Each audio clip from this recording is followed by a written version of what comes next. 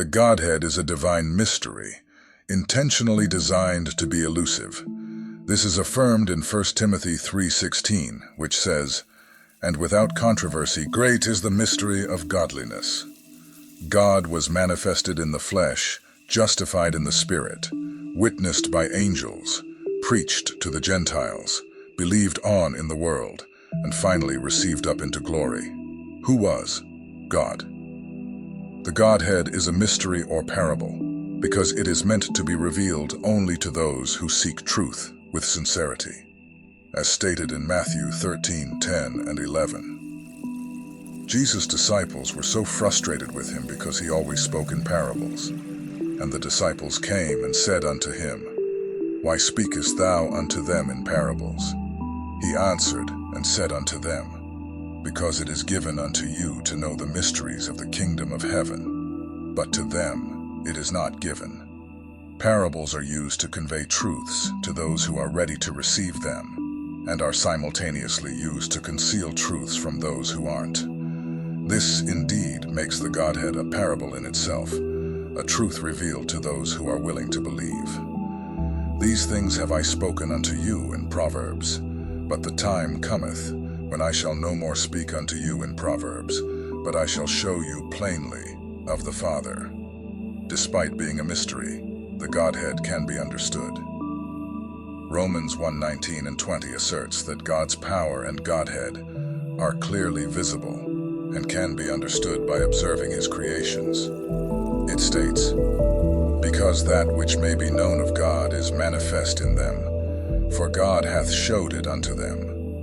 For the invisible things of him from the creation of the world are clearly seen, being understood by the things that are made, even his eternal power and Godhead, so that they are without excuse." This understanding leads us to two critical questions. Firstly, how many gods are there? The answer is unequivocally one. Deuteronomy 6:4, the cornerstone of all truth, states, "Hear, O Israel, the Lord our God is one Lord." Deuteronomy 4:35 said, "Unto thee it was showed, that thou mightest know that the Lord he is God, there is none else beside him." Deuteronomy 32:39, "See now that I, even I, am he, and there is no God with me. I kill, and I make alive. I wound, and I heal. Neither is there any that can deliver out of my hand." Isaiah 43:10 states, "Ye are my witnesses, saith the Lord, and my servant whom I have chosen, that ye may know and believe me, and understand that I am he. Before me there was no God formed, neither shall there be after me." James 2:19 says, "Thou believest that there is one God, thou doest well. The devils also believe and tremble." From the New Testament, 1 Corinthians 8:4 says, "As concerning therefore the eating of those things that are offered in sacrifice unto idols, we know that an idol is nothing in the world, and that there is none other God but one."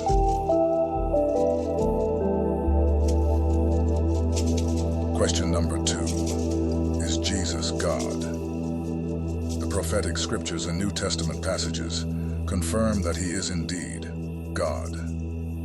Isaiah 9:6, one of the famous prophecies about the coming Messiah, it says, "For unto us a child is born, unto us a son is given, and the government shall be upon his shoulder, and his name shall be called Wonderful, Counselor, the Mighty God, the Everlasting Father, the Prince of Peace."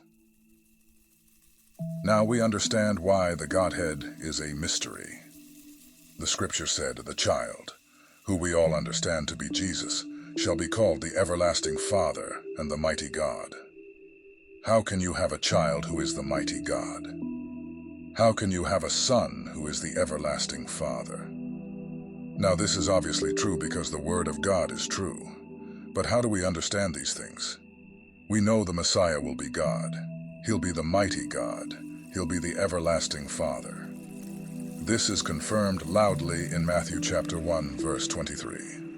"Behold, a virgin shall be with child, and shall bring forth a son, and they shall call his name Emmanuel," which being interpreted is God with us. Now, how many gods are there? In the book of Revelation, now the book of Revelation is the revealing of Jesus Christ. In Revelation chapter 1, John was in the Spirit on the Lord's day, and he heard a voice say, I am Alpha and Omega, the beginning and the ending, which is, and which was, and which is to come, the Almighty. So the Alpha and Omega, whoever that is the Almighty. As we go on in the chapter, John turns to see the voice which spake unto him, and the voice continued, saying, I am he that liveth and was dead, and behold, I am alive forevermore. Amen. And have the keys of hell and of death. So the voice that said, I am Alpha and Omega is now saying, I am he that liveth and was dead, and behold, I am alive forevermore. Amen. And have the keys of hell and death. So the Almighty said, I am the one that was crucified, buried, and rose again the third day. All of these scriptures agree, and they are telling us that Jesus is indeed God. Notice in verse 18, Jesus, the Almighty, said, I am he that was dead, and behold, I am alive forevermore. Amen. And have the keys of hell and of death. Why is this so important? Because in Hebrews chapter 2, verses 14 and 15, it tells us that Satan had the power of death. Forasmuch then as the children are partakers of flesh and blood, he also himself likewise took part of the same, that through death he might destroy him that had the power of death, that is the devil, and deliver them who through fear of death were all their lifetime subject to bondage. When Jesus came forth from the grave with the keys of hell and death, he broke the law of sin and death.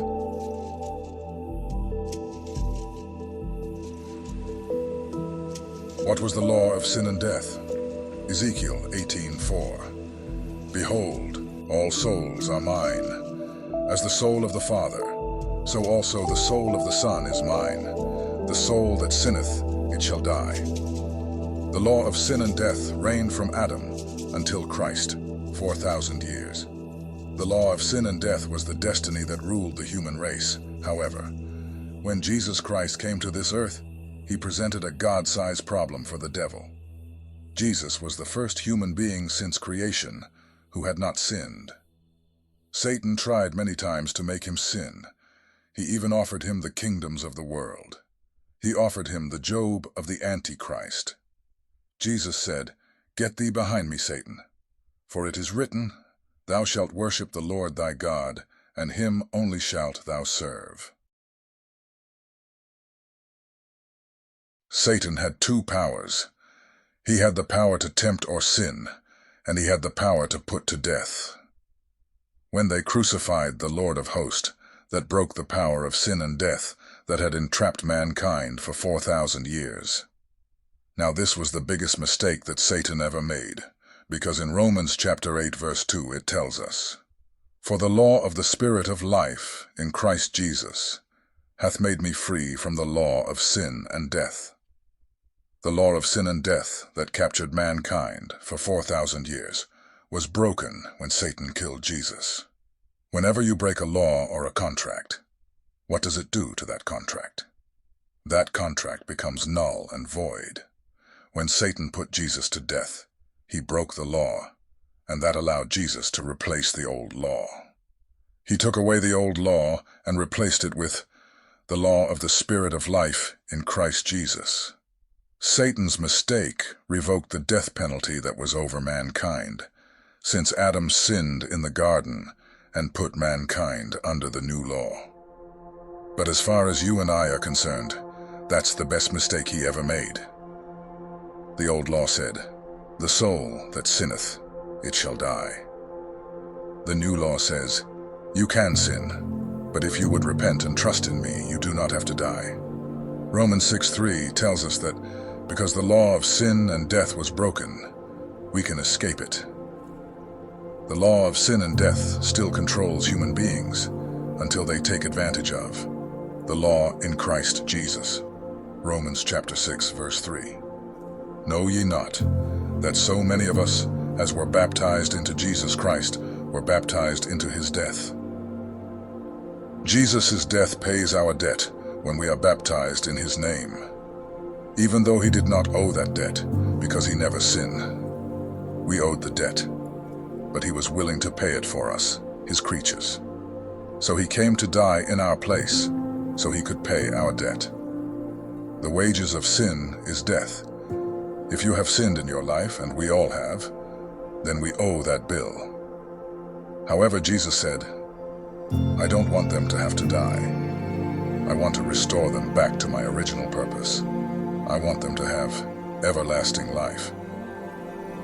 When you're baptized in the name of Jesus Christ, that's when his death is imputed to you, and your sins are imputed to him, and his righteousness is imputed to you, and you become as righteous as Jesus Christ. We were on death row, but we have been pardoned by the King of Kings and Lord of Lords.